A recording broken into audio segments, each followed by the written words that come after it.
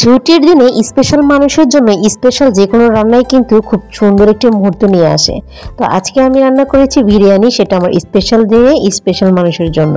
তো আসসালামু আলাইকুম এভরিওয়ান, সবাই কেমন আছেন? আই হোপ আলহামদুলিল্লাহ আপনারা সবাই খুবই ভালো আছেন।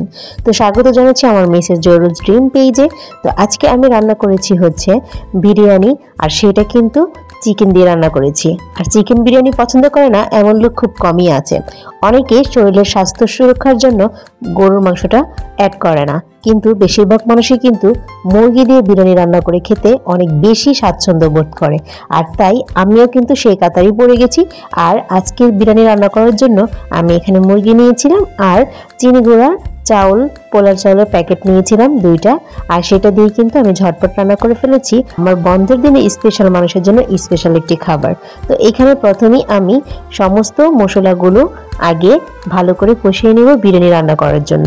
আর এর মাঝে আমি টেস্টি সল্ট, তারপর হচ্ছে টক দই, তারপরে একটু ঝাল ফ্লেভার এবং কালারের জন্য কিন্তু আমি হালকা মরিচের গুঁড়া, তারপরে হচ্ছে বিরিয়ানির মশলা, এগুলো সব এক করে একসাথে আমি নাড়াচাড়া করে নিব এবং ভালো করে দমে রেখে কষিয়ে নিব।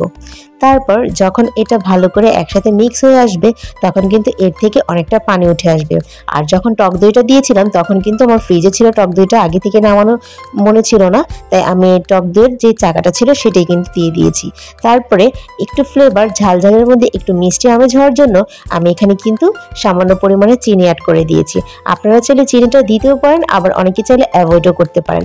তারপর বিরিয়ানি রান্না করার জন্য সবচেয়ে স্পেশাল ডিশ হচ্ছে প্রথমেই সরিষার তেলটা। আর সরিষার তেলটা দিয়ে আমি ভালো করে কষিয়ে নিয়েছি পেঁয়াজগুলো বেরেস্তা করে।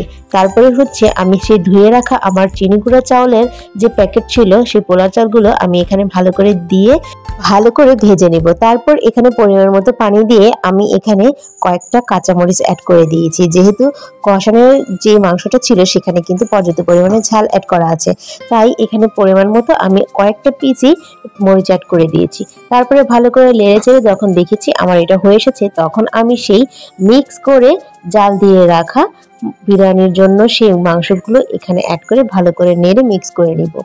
তারপরে দেখুন একে একে করে সবগুলো মিক্স করার পরে যখন দেখছি প্রায় হয়ে এসেছে তখন কিন্তু আমি এখানে ঘি অ্যাড করে দিয়েছি। আর পরিমাণ মতো ঘি অ্যাড করে নিলে কিন্তু সেই বিরিয়ানির স্বাদটা আরো বেশি মজা হয়।